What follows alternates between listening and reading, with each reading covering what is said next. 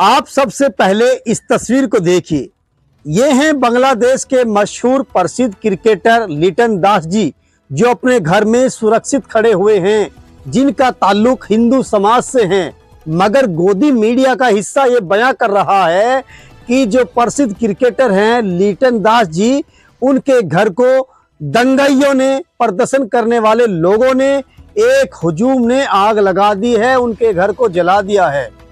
और इस प्रोग्राम को वो खुद लिटन दास जी अपने घर में सुरक्षित खड़े होकर देख रहे हैं। शर्म आनी चाहिए गोदी मीडिया को। एक युवा क्रिकेटर जो बेहद प्रसिद्ध है, जो काबिल एहतराम है, उनके बारे में इस तरह की घटिया मानसिकता पत्रकारिता करने वाले पाखंडी लोग, प्री प्लान गोदी मीडिया ये बयां कर रहा है कि लिटन दास के घर को जला दिया है। शर्म है ऐसे वर्ग पर, शर्म है ऐसी काबिलियत पर। दूसरी तस्वीर को देखिए। ये मुसलमान के स्टूडेंट्स हैं, ये मुसलमान के छात्र हैं, जो हिंदू समाज के घरों की हिफाजत कर रहे हैं, जो हिंदू समाज के मंदिरों की सुरक्षा कर रहे हैं। और बाकायदा उनके हाथ में डंडे हैं, यानी डंडे का इशारा है। मुसलमान के युवा पढ़ने वाले स्टूडेंट्स मजबूती के साथ मंदिरों की सुरक्षा कर रहे हैं, मंदिरों की हिफाजत कर रहे हैं। मगर ये बात सही है कि वहां हिफाजत हो रही है, मगर किसी भी देश में अगर दंगा होगा, फसाद विवाद होगा, युद्ध होगा, फिर हर धर्म को प्रॉब्लम होती है। मैं ये बयान नहीं कर रहा हूं कि वहां जुल्म किसके साथ हो रहा है। सवाल इस बात का है कि शेख हसीना बांग्लादेश में 5 बार प्रधानमंत्री रह चुकी हैं, और शेख हसीना की आज वजह से ये सारी हरकत, ये युद्ध, ये धरना प्रदर्शन आंदोलन, ये दंगई लोग आज जो सड़कों पर है, इसकी जिम्मेदार और कोई नहीं है। हिंदुस्तान के मोदी जी नहीं है, बांग्लादेश की प्रधानमंत्री रह चुकी शेख हसीना खुद हैं। चंद महीने पहले वहां चुनाव हुआ और 300 लोकसभा सीटों में से 280 लोकसभा की सीटें वहां की जनता ने शेख हसीना को दी, और शेख हसीना एक तरफा चुनाव जीती और 5वीं बार बांग्लादेश की प्रधानमंत्री बन गई। शेख हसीना ने पूरी एक्टिंग करते हुए, पूरा गुरूर और घमंड और अहंकार में वहां की मीडिया से जो चाहा वो चलवाया। वहां की हाई कोर्ट, सुप्रीम कोर्ट, अदालतों से जो चाहे वो फैसले आए। और दोबारा फिर सुनिए, वहां भी गोदी मीडिया का इसी तरीके से रवैया रहा जैसे हमारे देश में सत्ताधारी लोगों के लिए काम करती है। बहुत सारे वहां काम प्री प्लान शेख हसीना ने किए। शेख हसीना के सामने जो सियासी लोग रहे, जो सियासी मंच से ताल्लुक रखते हैं, चाहे वो छोटे रहे हों या बड़े, उनको जेल में डलवाने का काम शेख हसीना ने किया।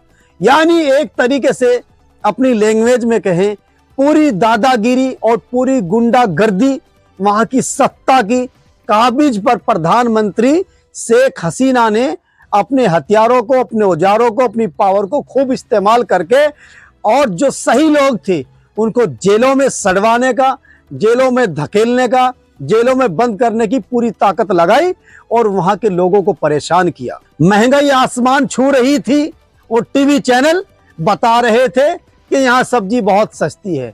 यानी गोदी मीडिया वहां भी जबरदस्त तरीके में मौजूद है, और शेख हसीना के इशारों पर अधिकारियों ने वो काम किए जो शेख हसीना ने कहा। और शेख हसीना ने ये सोच लिया था कि मैं यहाँ की पता नहीं कितनी बड़ी तोप हूं। उसको ये मालूम नहीं कि जिस जनता ने मतदान मेरे लिए क्या है, 300 लोकसभा में से 280 लोकसभा की सीटें देकर पूर्ण बहुमत से 5वीं बार शेख हसीना को पीएम की कुर्सी पर बिठाया है, प्रधानमंत्री बनाया है, ये वही जनता है जो आसमान से घसीट कर नीचे डाल देगी। इस बात का अफसोस और गम मुझे है कि वहां लगभग 20 लाख लोग आरक्षण के लिए सड़कों पर हैं और धरना प्रदर्शन आंदोलन करने को मजबूर है। लेकिन कुछ वजह भी तो रही होगी। फैमिली मेंबर कोई किस लिए बागी होता है, कुछ वजह होती है, कुछ अंदर के राज, कुछ प्लान होते हैं। शेख हसीना की बहुत बड़ी मिस्टेक है, और शेख हसीना भारत में सुरक्षित हैं। अमेरिका जाना चाहा, वीजा रद्द कर दिया, ब्रिटेन जाना चाहा, वीजा रद्द कर दिया। लेकिन हमारा देश भारत महान है, यहाँ इंसानियत और मानवता के लिए काम होता है। हमारे देश की सरकारें गरीबों के लिए खड़ी हुई हैं। हमारे देश की सरकार मुफलिसी लोगों से प्यार करती है, यानी गुर्बत वाले लोगों की मदद करती है। मगर आज जो धरना प्रदर्शन कर रहे हैं, लाखों की संख्या पे लोग सड़कों पर हैं, उनको भी शर्म आनी चाहिए। धरना प्रदर्शन का भी एक लेवल है, एक लिमिट है। आज शेख हसीना की साड़ियों को, उनके पर्सनल पार्ट के कपड़ों को प्रदर्शनकारी नहीं छोड़ रहे हैं। उनके घर के सामग्री, चाहे कूलर, पंखे हों, चाहे धार्मिक चीजें, किताबें, पुस्तक हों, इस तरीके से धरना प्रदर्शन नहीं किया जाता। अफसोस इस बात का है कि जब दंगा होता है, किसी को खरोंच आती है, किसी का देहांत हो जाता है, किसी की हत्या कत्ल हो जाती है, इससे समाधान होने वाला नहीं है। और भारत का पड़ोसी मुल्क है बांग्लादेश। हमारी सरकारों को भी बांग्लादेश की आवाम से कुछ सीखना चाहिए। हमारी सरकार को भी चाहिए हम पार्लियामेंट या असेंबली में कोई ऐसा बिल पास ना करें जो किसी धर्म के खिलाफ हो, किसी जात बिरादरी मजहब के खिलाफ हो और लोग सड़कों पर आएं। वैसे तो हमारे देश की मतदान करने वाली जनता बेहद समझदार है, और अगर सरकार कोई ऐसा बिल लेकर आती है तो हमारी देश की जनता आलोचना करती है और सरकार उन बिलों में सुधार कर लेती है। जैसा हिंदुस्तान में भी जो है किसानों का एक मामला सामने आया था और सरकार ने उस बिल को पार्लियामेंट में वापस ले लिया था।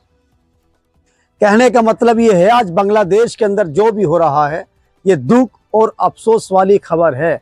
मगर गोदी मीडिया धैर्य और शांति बनाए रखें, इस तरह की अफवाह ना फैलाएं कि वहाँ हिंदुओं को मारा जा रहा है, वहाँ अल्पसंख्यक समाज के लोग सनातनियों को मार रहे हैं। ऐसा कुछ भी नहीं है।